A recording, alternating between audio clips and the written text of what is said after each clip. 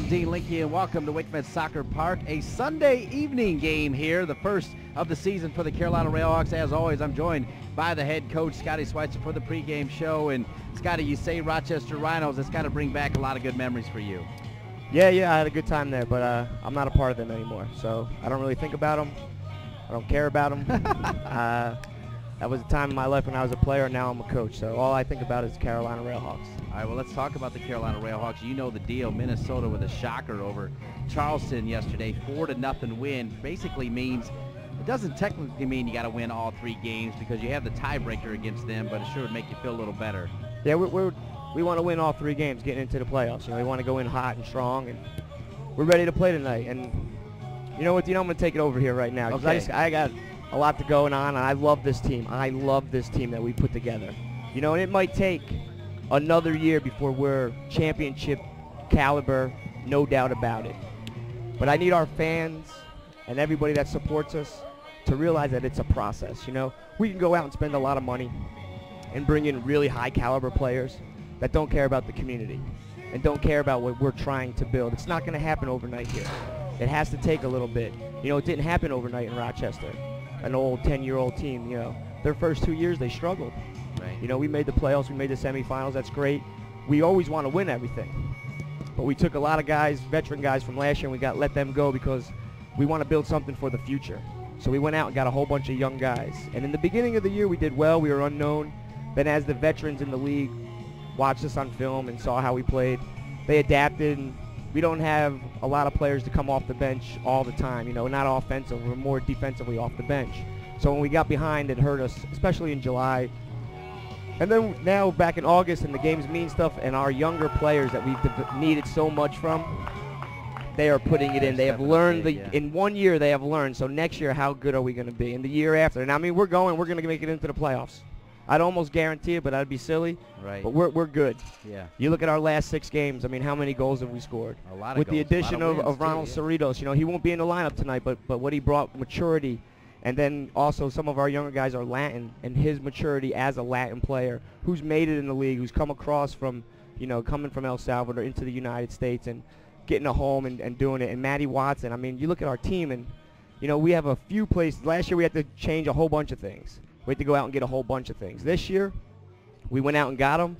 They've learned, they're better. Next year, maybe 1 or 2 pieces. Right. And everybody's together, and everybody knows the system, and then we're working for it, you know.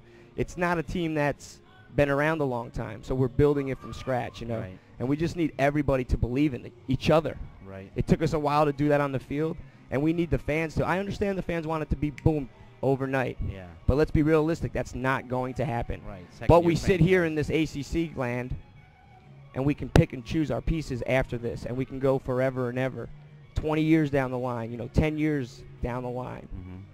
That's what it's about. That's what it's about to us as a coaching staff. Right. That's what we're trying to build. Okay, well, that's well said. And certainly you're right. I mean, the team has come together, scored a lot of goals. They've won half their games in their last few, and a big win against Charleston, 3-1, where my understanding is you dominated that game from the first whistle.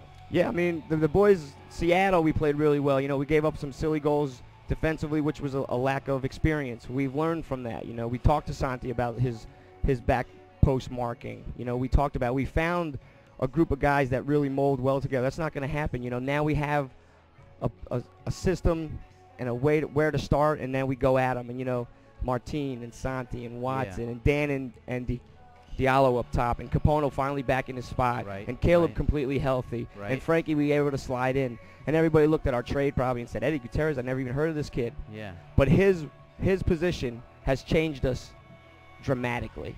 You know, we move him onto the outside. What a defender. Moves Frankie inside. Now we have speed centrally. Right. You know, and he's a quality individual.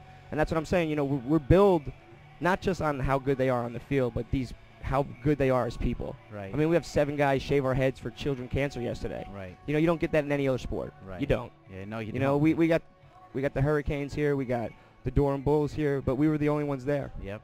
You know, we do everything. We do everything we can for this community. I understand we want to win. They want us to win.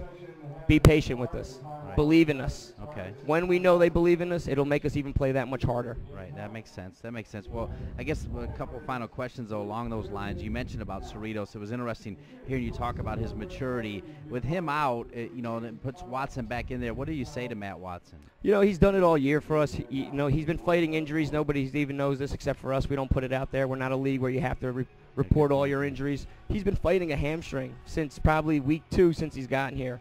He's finally 100% healthy. You know, we sat him out here and there. We told him to go in and play 80% because of what other teams have to focus on for him when they play him, not knowing that he was injured. So what do I tell him? I said, just go do your thing.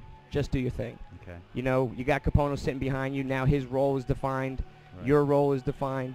Santi's role is defined. Martine's is defined. Dan will do the work back if you get caught. Yeah. Don't worry about it. Just give him a shout. You know he'll do the work. Right. You know, I enjoy afternoon games. I always did as a player. I didn't mind the heat. Yeah. I don't remember it ever being this hot in Rochester. I'm pretty sure it wasn't this year yet. So Right. it'll be interesting to see how they handle it. Okay. You know, we've been playing in it all year. You're right. And they have nothing to gain from this game. Right. We have everything to lose. Well, it's interesting because you made a good point when we played Montreal last game where I was like, they're playing their B team. You're like, whoa, hang on, these guys, their B team's as good as, you know, MLS teams, Right. basically.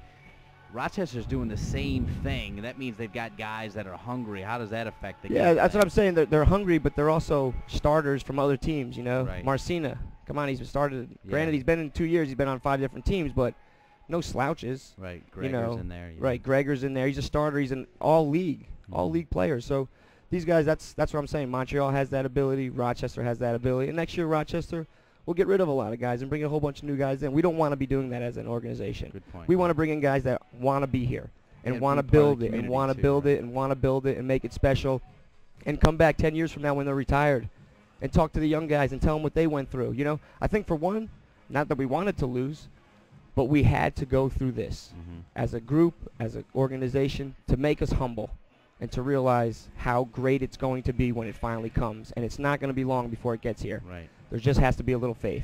All right, cool. All right, Scotty, good Thanks. luck to you. All right, thanks, man. Appreciate it.